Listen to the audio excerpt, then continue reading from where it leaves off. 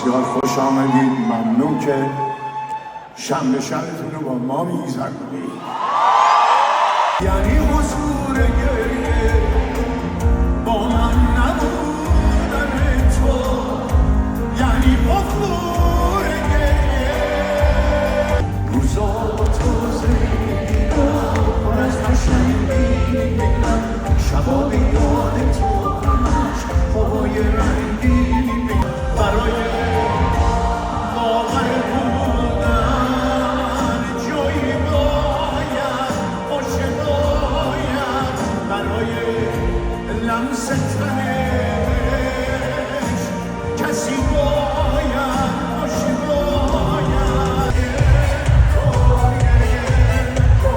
خاتون هم بریز برای این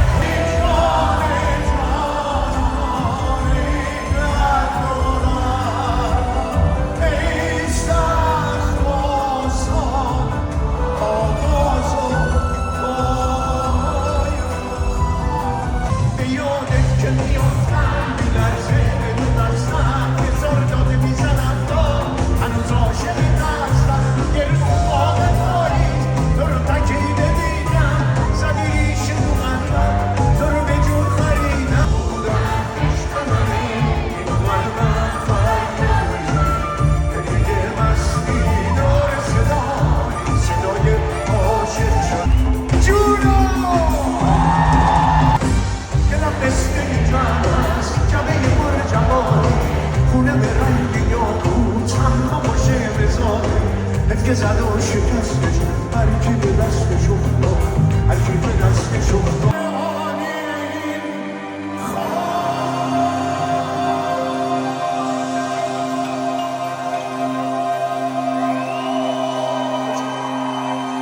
و خلیج همیشگیه